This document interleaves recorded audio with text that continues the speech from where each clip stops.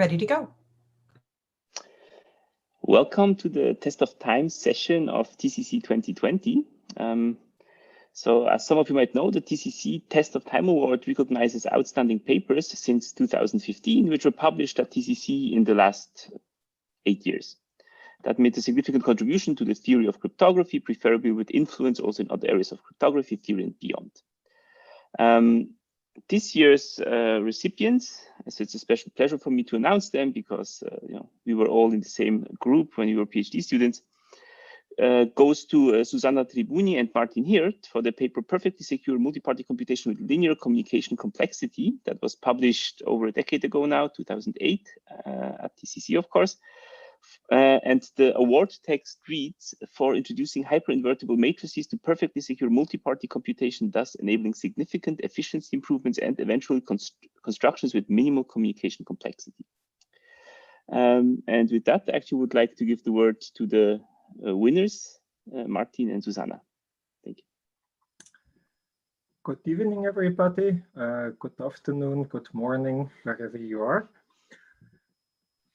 First of all, we would like to thank, of course, the TCC Award Committee and all the TCC Committee and all the people who supported this paper. Thank you very much. We are very proud and very honored to have received this prize. We have little kids. Some of them are sleeping, some of them are not. This is why we decided to pre-record the main technical part of this talk. And then when it comes to the conclusions and the discussion afterwards, we will come live again. And so now I would just start the pre-recording. It's approximately half an hour, the video, and then we can discuss.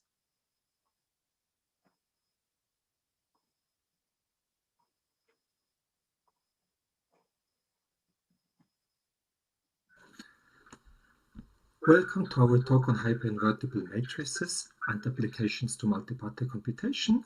My name is Martin Hirt, and this is joint work with Susanna Trubini.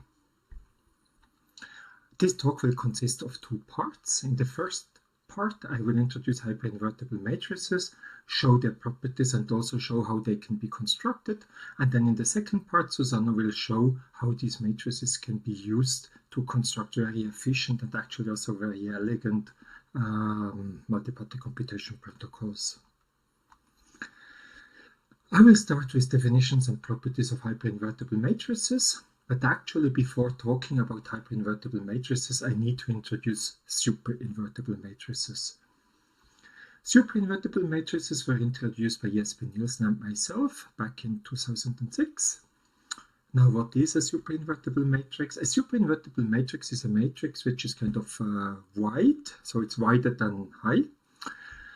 And every square submatrix of it, of maximum height, must be invertible. So, for example, this purple submatrix must be invertible, this one as well. And the submatrix does not need to be adjacent, so also this square submatrix needs to be invertible. Now, what are they good for? Well, in order to show that, I first need to introduce what is a superinvertible mapping. So, a superinvertible mapping is, first of all, a mapping from n inputs to m outputs that is given the green input values. One can compute the blue output values. Now, if the mapping was invertible, then from the output values, from the green output values, one could also compute the input values. But as n is larger than m, this won't work here. So what we require for the mapping to be superinvertible is that from the m output values, and in addition a small number of input values, such that all in all we have n values, one can compute the other input values. Now, why did I introduce superinvertible mappings? Well, of course, there is a lemma stating that superinvertible matrices and superinvertible mappings are essentially the same thing. Meaning that if M is a superinvertible matrix, then the mapping Fm induced by M is superinvertible. On the other hand, if some mapping is superinvertible and of course linear, then the matrix that describes this mapping is superinvertible as well. I will prove this lemma. So I first show the direction from if M is a superinvertible matrix, then the mapping, the induced mapping is superinvertible.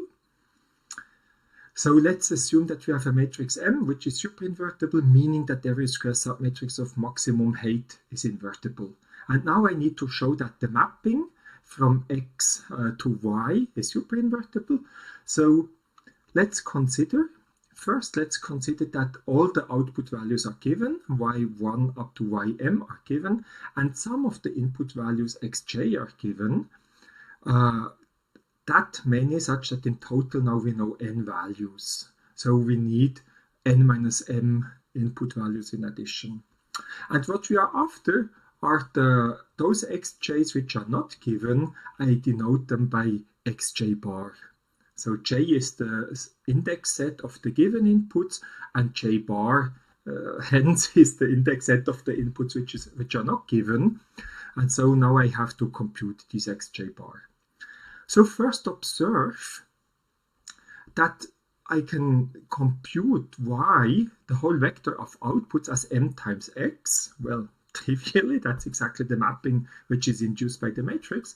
But I can split this computation into two parts. Namely, I can multiply the green x's with those columns in the matrix which kind of hit the green values, plus the blue values times those columns in the matrix that hit the blue inputs. So I can split m into two parts, the green part mj and the blue part mj bar, and then I can compute y as mj times xj plus mj bar times xj bar. With mj, of course, I mean the columns which are indexed in j. So now note that mj bar is a square matrix. Why is that so? Well, of course, mj bar has m rows, and the number of columns of mj bar is m as well, because the m has n columns, then we have removed n minus m columns, so we remain with m columns in the blue submatrix in mj bar. But if mj bar is square and it has maximum height, then mj bar is invertible, and hence you can compute xj just by resolving the third line, y bar equals n times x, y vector equals m times x vector. Okay, the other direction, in order to invert some blue submatrix mj bar, let's just assume we are given j bar such that the size of j bar is m, then we need to show how we can compute the blue inputs, but this is easy because mj bar is squared. We can just set xj to 0, and then we can compute xj bar from the y values.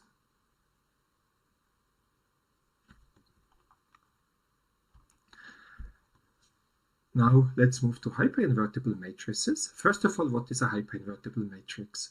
A hyperinvertible matrix is a matrix where every square submatrix is invertible. So this is kind of an extension of superinvertible matrices, where only every square submatrix of maximum height must be invertible. In the hyperinvertible matrix, every square submatrix must be invertible. So this one, or also this one, must be invertible. And of course, again, the square submatrix does not need to be adjacent, so also this submatrix must be invertible. And also this 1 by 1 submatrix must be invertible. So this means in particular hyperinvertible matrices cannot contain zeros, because the 1 by 1 matrix that contains a 0, of course, is not invertible. And as before, now I define what is a hyperinvertible mapping. A hyperinvertible mapping from n values to m values. First of all, it's a mapping, so given at the n inputs, I can compute the m outputs. And now it's hyperinvertible if instead of giving the n inputs, I can just give arbitrary n values, some inputs, some outputs. In total, I give n values, then one can compute the remaining m values. And of course, it doesn't matter which input values are given, so it could also be those, and then I can compute these. Okay? And not very surprisingly, the same theorem as the same lemma as before. If the matrix M is hyperinvertible, then so is the induced mapping.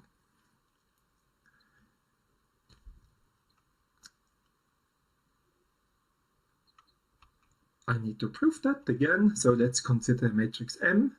And now for the direction from hyperinvertible matrices to hyperinvertible mappings, let's assume that M actually is hyperinvertible. And we need to show that the mapping induced by M is hyperinvertible. So let's assume that we are given some outputs, yi, so I is the index of the given outputs, and in addition we are given some inputs, xj, so j is the index set of the given inputs. And we assume that the size of I plus the size of j is n, so in total we are given n values. Now we want to compute the missing inputs. I will call them xj bar, and of course also the missing outputs y I bar. Okay, now observe that in order to compute the green output, yi, only the green ones, I can just multiply the lower part of the matrix, or those rows of the matrix that hit one of the green outputs, with the whole input vector x. So I can write yi equals mi times x. This time mi denotes the rows I, so I is an index set, and mi denotes is a matrix that contains those rows which are indexed in the index set I. Now M is hyperinvertible. If M is hyperinvertible, then trivially every submatrix of M is hyperinvertible as well. And furthermore, every submatrix of M is also superinvertible, because hyperinvertible implies superinvertible. This means that the matrix Mi is superinvertible. But if Mi is superinvertible, this means that if we are given all the outputs, that's y2 up to ym, that's yi, plus enough of the inputs, that's the xj, such that in total we have n values, then we can compute the remaining values. So because M is hyperinvertible, Mi is superinvertible, and hence we can invert the mapping, we can compute the xj bar values. Now we have the xj values as input, which are given. Xj values we can compute, and then of course we can compute all the outputs as well, the yi bar. So by this we have proven that if M is a hyperinvertible matrix, then the induced mapping Fm is hyperinvertible. The other direction, let's assume that we have a hyperinvertible mapping, and now which is characterized by a matrix M, so it's a linear mapping, and now we want to invert a submatrix of M. I call it Mi j bar. So I assume again that I and j bar have the same size, respectively that the size of I plus the size of j bar is n. Again, as before, I set the remaining inputs xj to 0, and then one can compute xj bar directly from yi, just by using the hyperinvertibility of the mapping. And computing these xj bar, of course, will be linear as well, so it can be expressed as a matrix, and this matrix actually is the inverse of Mi j bar. So now we have proven that hyperinvertible matrices and hyperinvertible mappings are essentially the same thing. And now I need some special property of hyperinvertible matrices. I call this hyperbijectivity. I call a mapping F that maps n input values to m output values hyperbijective if one can fix k values. You choose whether it's inputs or outputs, I don't care. And then the mapping from from some other n minus k values to some further n minus k values is bijective. So you can, for example, fix these two values, then the mapping from the green values to the blue values is bijective. You can fix these three values, then the mapping from those green values to those blue values is bijective, and so on. So you can fix k values, you choose which one and you choose which k, and then the mapping from any n minus k green values to any n minus k blue values will be bijective. And the lemma is that if f is hyperinvertible, then f is also hyperbijective. And this follows directly from the definition, right? If the red values are fixed, then red and green together are n values, so I can compute all the other stuff, in particular also the blue stuff. And red and blue together are n values, so I can compute all the other stuff, in particular the green stuff. So there needs to be a one-to-one relationship between the green values and the blue values. Okay, so much about hyperinvertible matrices and its properties. Now we want to construct them. So actually, we do not construct the hyperinvertible matrix, but we construct the hyperinvertible mapping. But as we have seen, mappings and matrices, it's just a one-to-one relationship, so it's okay to just construct the mapping. So we want to construct a hyperinvertible mapping from n values to m values. How does the construction look like? So first of all, we now work in a finite field, I call it f, and I assume that there are n fixed values alpha 1 to alpha n, and m other fixed value beta 1 to beta m, and all these values are disjoint. And then in order to compute the mapping, or the mapping is defined, if you give me the inputs x1 to xn, then I take the polynomial in the field f that goes through these inputs at the positions alpha 1 to alpha n. So these are the fixed values alpha 1 to alpha n and beta 1 to beta m. Now you give me n inputs. These are just kind of the height over the alpha i's. And then I compute I find the polynomial f through these points. The degree of f in general will be at most n minus 1. And the outputs of f are then just the polynomial f evaluated at the positions beta 1 up to beta m. And this mapping f is hyperinvertible. That's totally obvious, right? It's a polynomial of degree n minus 1. If you give me any n points on the polynomial, it doesn't matter which ones, then you can compute all the other points. There are no inputs and outputs, they're just points. N points, the polynomial is determined, and you can evaluate it wherever you want, whether it's input values, output values, it's just all the same. Formally, now I want to construct the matrix, right? Formally, what I do is, given the inputs xj, I can compute the polynomial f with the Lagrange formula, and then I evaluate f at particular positions beta I.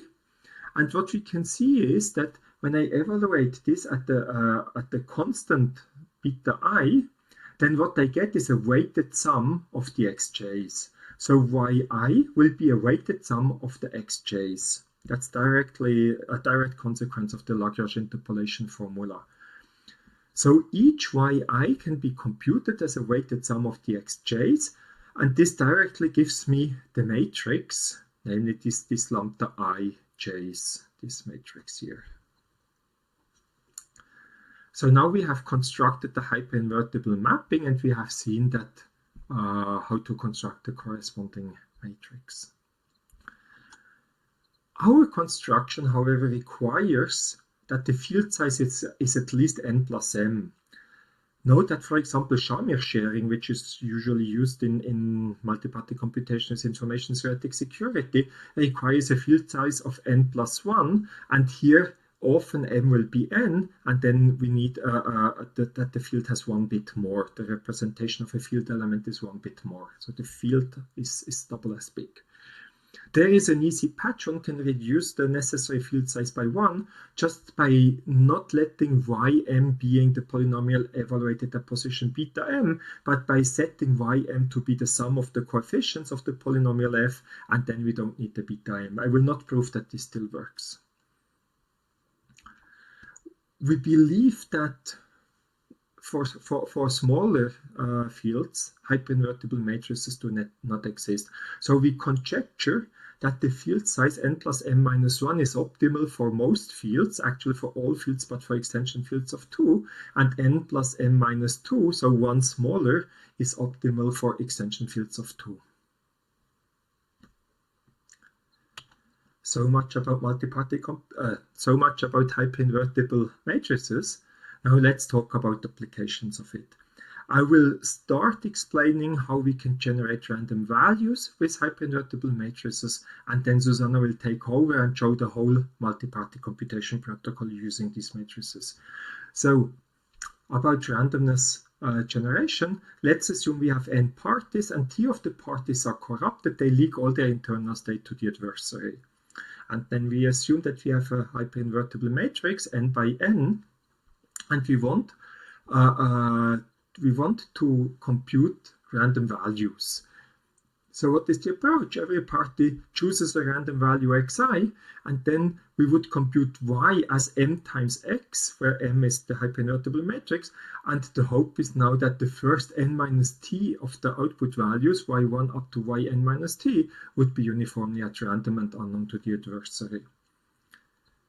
So let's analyze this. So we have the x values on the right side, the y values on the left side, and I only care for the first n minus t output. So if you wish, I could also consider a hyperinvertible matrix with n columns, but only n minus t rows. But for simplicity, I always assume that the hyperinvertible matrix is n by n. So the adversary can choose t of the input values, or can choose, or he can see, I don't care whether he chooses or just he learns it, it doesn't make a difference. So he learns the position of t values, and he also learns the content of these values. Now we know that m is hyperinvertible. This means that the induced mapping Fm is hyperbijective. When we fix these two values, these t values in general, x2 and x3, then the mapping from the other green inputs, these are n minus t values, to any n minus t outputs, for example, the first n minus t outputs, this is a bijective mapping.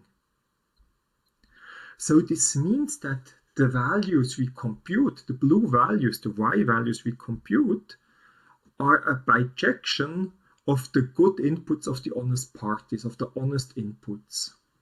So if each honest party chooses his input uniformly at random, and of course independent from each other, then also the blue outputs will be uniform at random and independent from each other.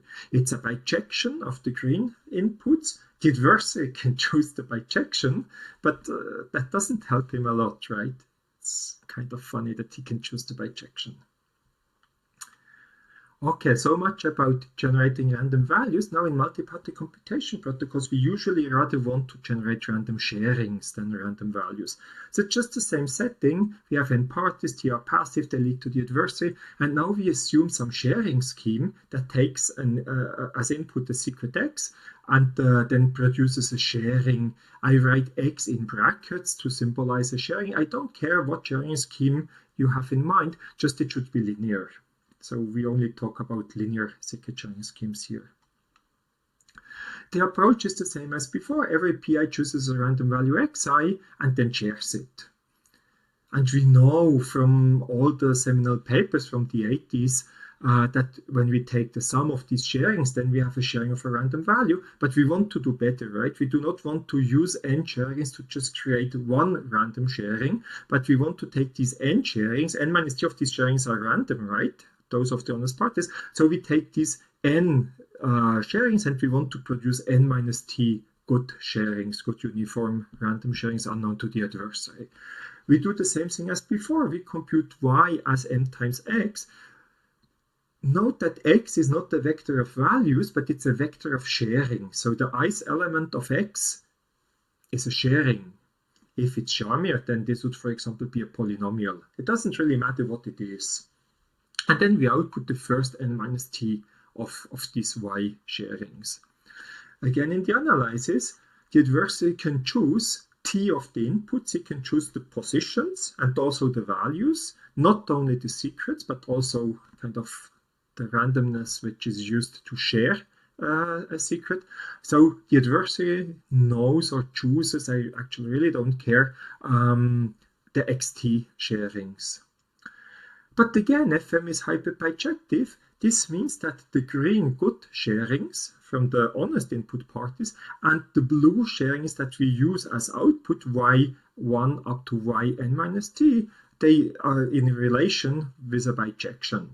This means no matter what the adversary chooses for the red sharings, there is a bijection from the good green sharings to the used blue sharings. Again, the adversary can choose the bijection, but as long as all the input sharings are good, just the adversary kind of knows the red input sharings, the blue output sharings will be uniform, random, independent from each other. And not only it will contain uniform random secrets, but also the sharing itself is uniform at random, because when you take a bijection from n minus t uniform random sharings of random values to new sharings, then these new sharings will also be uniform random sharings of random values.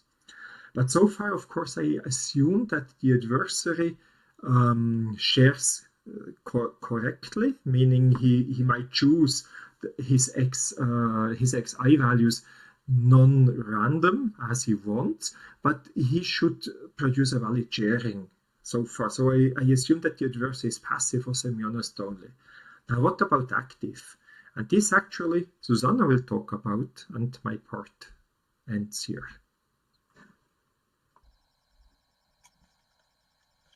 Actively corrupted players do not necessarily follow the protocol, which means that the red sharings provided by the corrupted players might be incorrect. This would lead to incorrect output sharings as well. Concretely, in our case, we use the Shamir secret sharing scheme, where a value is correctly d-shared if the shares of all honest players lie on a polynomial of degree d. If we let the players to share a value just by distributing the shares, it might happen that corrupted players distribute inconsistent values, which means values lying on a polynomial of degree greater than d. We need to prevent or at least detect such cases. Of course, we can use a verifiable secret sharing scheme. However, this would be very inefficient. The other possibility is to check the correctness of a bunch of random sharings by checking a random linear combination of these sharings. This can be done very efficiently. However, we would need random challenges and there would still be some error probability. Using the hyperinvertible matrices, we can replace the probabilistic checks by deterministic checks. We can be as efficient as with the probabilistic checks, and of course we get perfect security. So how do we generate random sharings?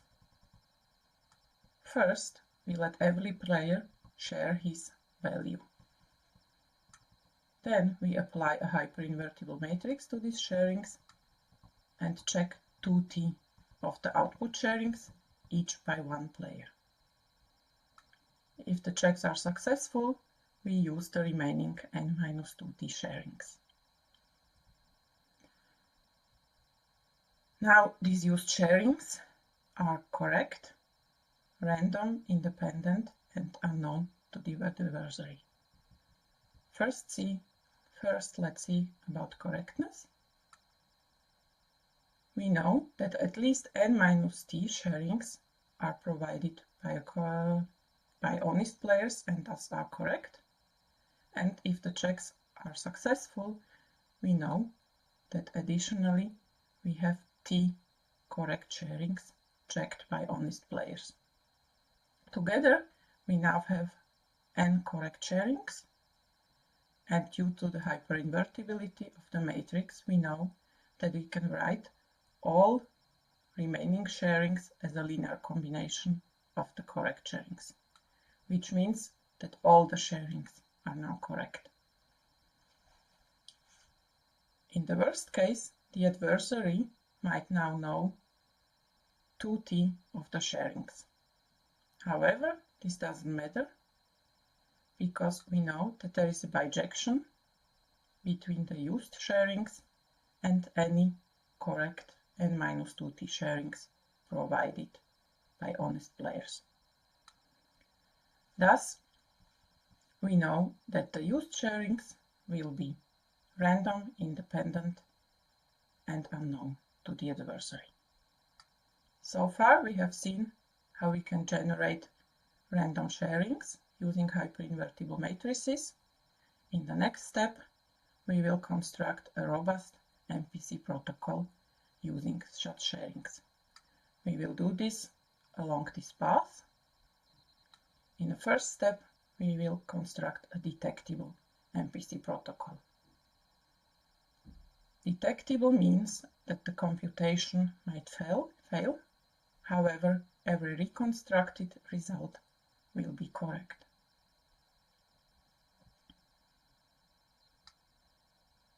So we start with a pre-computation phase, where we generate a bunch of random Shamir sharings using hyperinvertible matrices. And if the pre-computation is successful, we then go on to the computation, consisting of input, addition, multiplication, and output gates. Due to the linearity of the used Shamir sharing, addition gates can be computed locally, so we only need to provide protocols for input, multiplication, and output gates. Let's start with the reconstruction protocol. We have a D sharing of some value x and want to reconstruct it towards some player.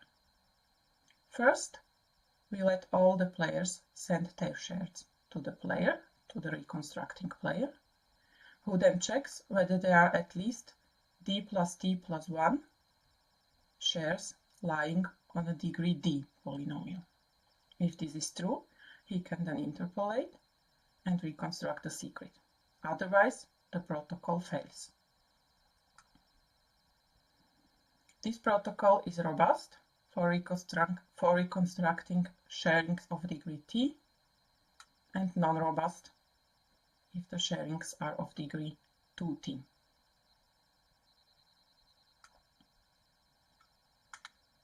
We will use this reconstruction protocol for computing output gates as well as a sub-protocol for input and multiplication gates. For each input gate, we have one player who wants to share his input, and we want to make sure that the sharing of the input is correct, even if the player is corrupted and misbehaves. For this, we use one random polynomial of degree t and reconstruct the random value r towards the player, who then can compute the difference between the two values and then broadcasts it.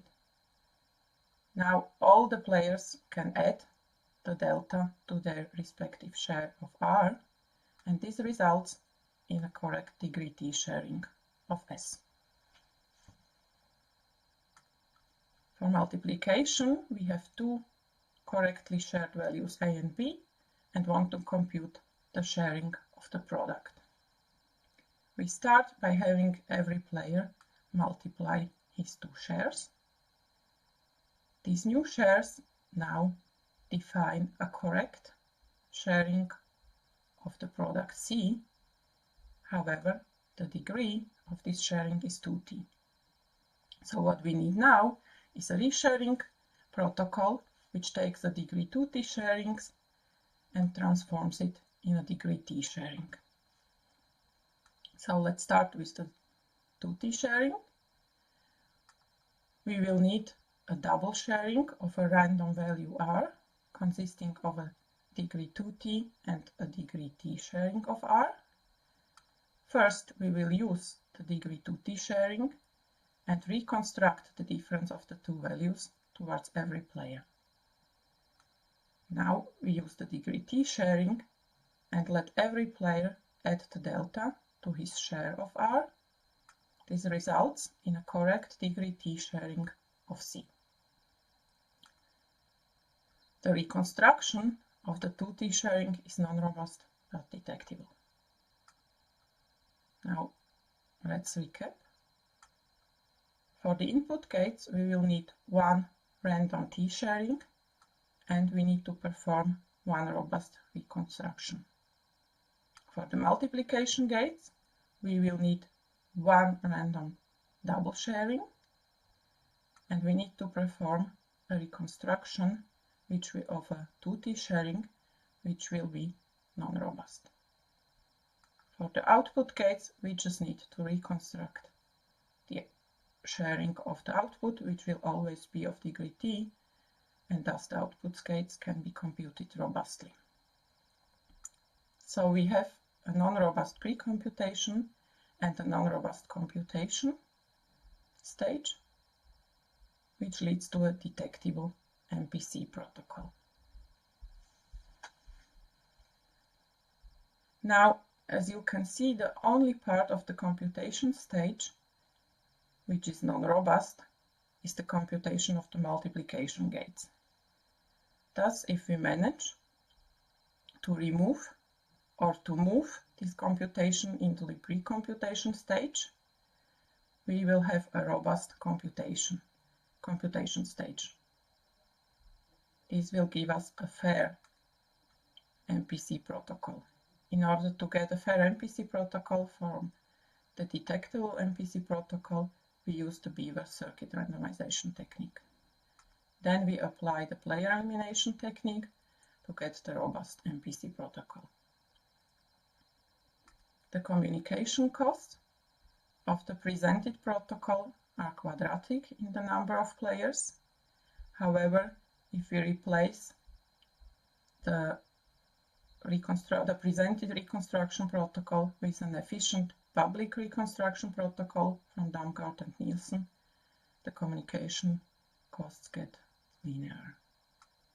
Thank you.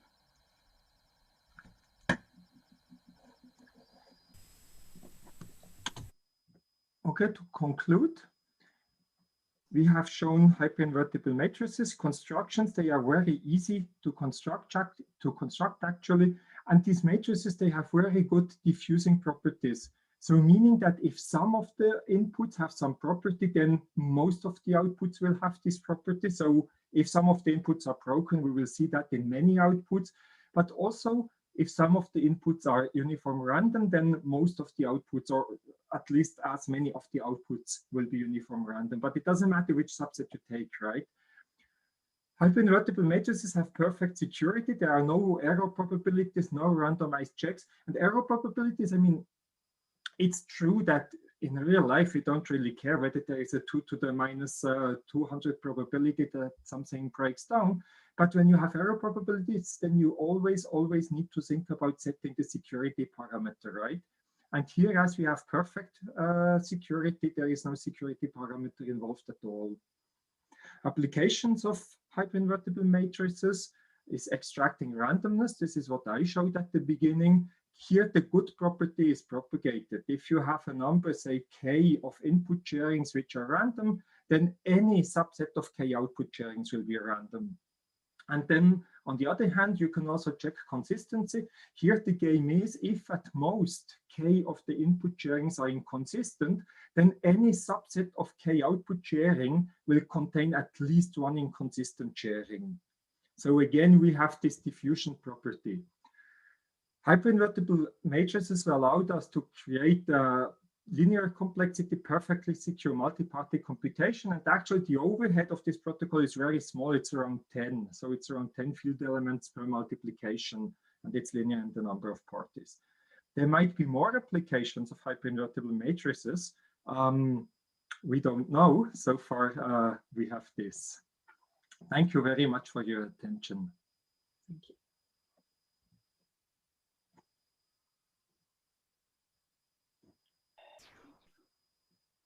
Okay, there is a feedback, sorry.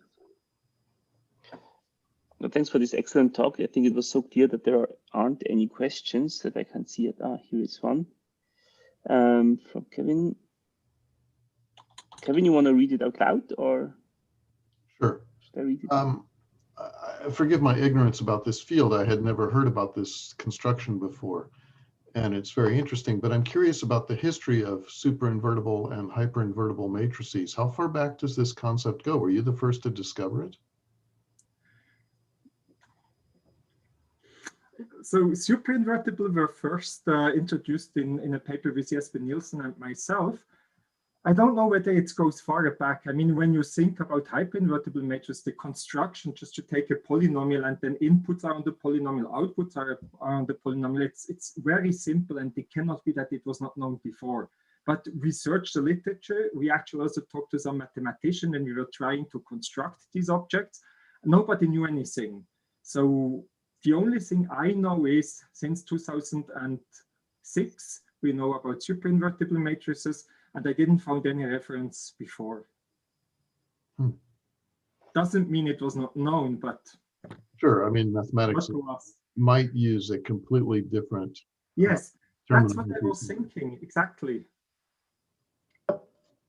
Well, maybe like systematic. I was just going to say, Kevin, that maybe, I mean, it looks like just a systematic version of Reed-Solomon code, where essentially you kind of mix inputs and outputs. So if you want to encode the message using Reed-Solomon code, but in a systematic way, so you don't put points as coefficients of polynomials, but you put your input basically as the values, at least the basic construction of superinvertible matrix is exactly a systematic Reed-Solomon code, but probably they didn't, have all those cool applications. Actually, when you look at any MDS codes, not necessarily Reed-Solomon codes, and you look at the parity check matrix and you take it in this particular form where on the left side you have the identity matrix, then you delete the columns of the identity matrix. What remains seems to be a hyperinvertible matrix. We were not aware at the time when we were publishing the paper.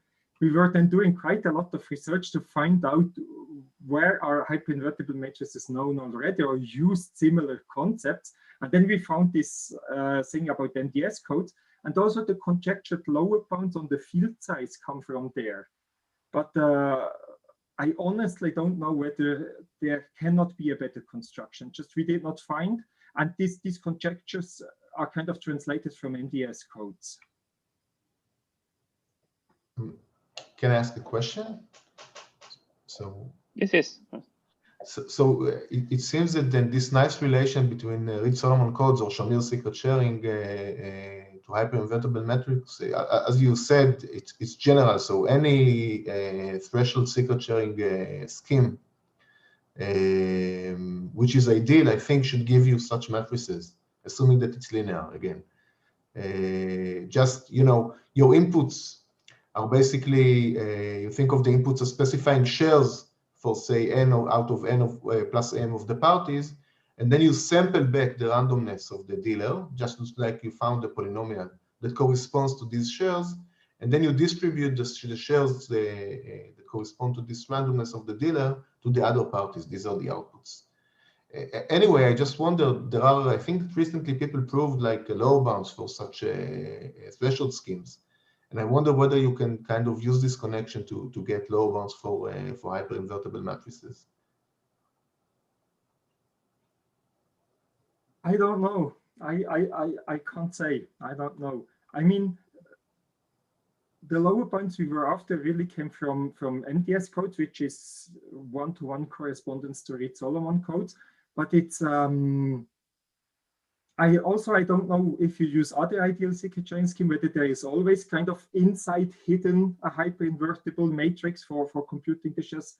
I don't know. I can't say anything. Okay, thank you. Can I ask something? So for secret sharing, there has been this, very sophisticated work to get the share size down at the price of kind of not having a tight threshold between reconstruction and security. Is there even a meaningful analog notion for that in this for hyperinvertible matrices, say? So could you get the field size down at the price of getting a slightly weaker object with some gaps, or does that not even make sense? I would rather assume that not, because in hyperinvertible matrices, you really use this extremely high regularity. And so when the scheme is not ideal, I cannot imagine that the generation matrix would be hyperinvertible. But I don't know, but I would be astonished.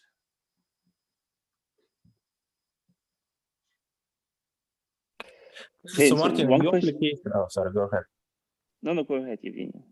I was just going to say it's for at least randomness extraction. I'm not sure about MPC application, but for generating randomness in your setting, basically bad parties can produce anything, but independently of the good parties, right? You assume some kind of synchronous model here, right? So in particular, essentially bad parties chooses I don't know, t values, and good parties choose n minus t values at random, independently of the bad guys. Is it correct? Yeah.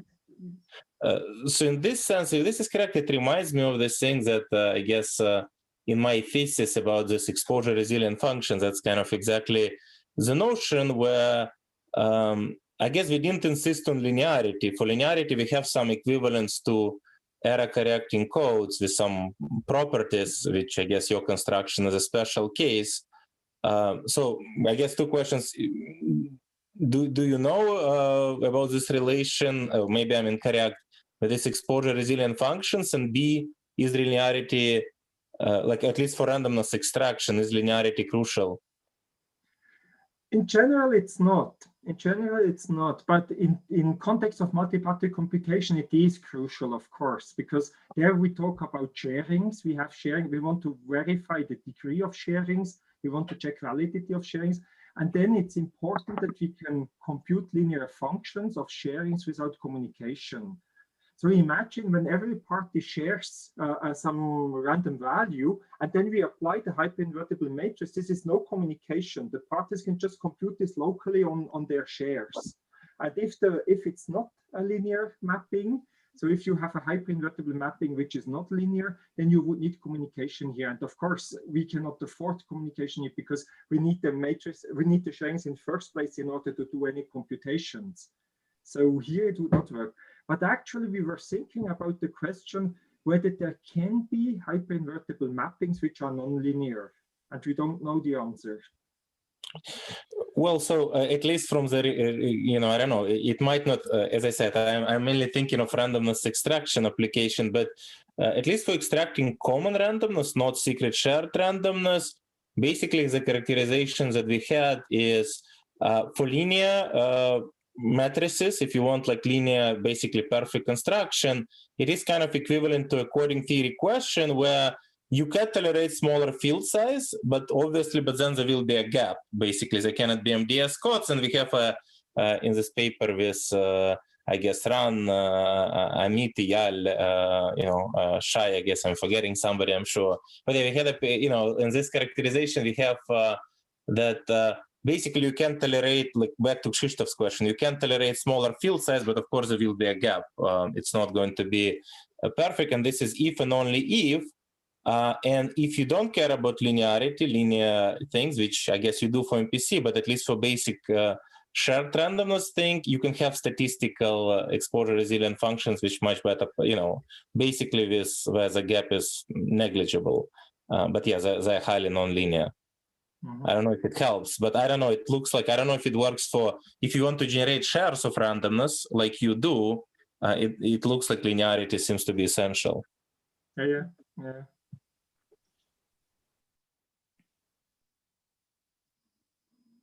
So you mentioned you don't know follow applications for these notions. So is there, for example, like a computational variant of it? If you take the matrix in the exponent and then it's one way, and that would have interesting aspects? Or? That's very far-fetched. I don't know. I mean, you can take it into the exponent. It's linear, right? I don't know whether this would give anything. I mean, the main advantage of using this matrix as compared to previous techniques is it's really the error probability, right? this is it's not only about the probability of error, but it's also very elegant construction. Previously, what we did, we had a bunch of sharings. We wanted to verify whether they are valid, and then we just checked many of them. And with hyperinvertible matrices, we exploit the fact that we know that many of the input sharings actually are valid. And I think this is kind of the key ingredient, or the what it really helped us in this protocol, that we do not, I mean, if we are given n sharings, we do not need to check all of them. To perfectly check all of them, we would have to open all of them. We would totally lose the privacy of all of them. But because we know that n-t of the sharings are good, we only need to check whether there are t or less of them which are bad. And this is then possible with the hyperinvertible matrix by just opening t other sharings. And if the t others are good, then all of the input sharings must be good. So I don't know. It's not one way. Also, the hyperinvertible matrix. I don't see the application kind of G to the something and then applying a hyperinvertible matrix. I don't see that application. So there is a. It's not a question. It's a statement by Ignacio. Ignacio, you want to say it, or should I just read it? Well, yeah. I mean, we had some paper at Crypto 18 with Ronald and others where we construct some, I mean, or we noticed that if you, I mean, you can construct over constant size fields matrices that have certain properties in common with hyperinvertible matrices, and still allow you to do this trick of the randomness. Where you can open some of the output shares and then be convinced that the others are correct. But of course, you don't get as good parameters as with hyperinvertible matrices. Yeah, I would assume that here also you have some error probability, right? I mean, the construction we had was without error probability, but it would be basically that you cannot get up. Yeah, I should remember it better, but I think that was something like you couldn't get all the way to obtain so many sharings as an output of the matrix as you get with hyperinvertible matrices.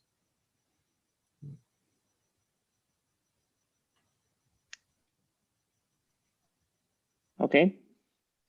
So, I mean, we're almost at the end of the slots. We would have like 5 more minutes if there are more questions. Otherwise, you know, thanks for the really cool talk. I think it's almost embarrassing that I didn't know about this notion. It's kind of so natural and obvious. That, but yeah, I guess I always skip the MPC talks at conferences.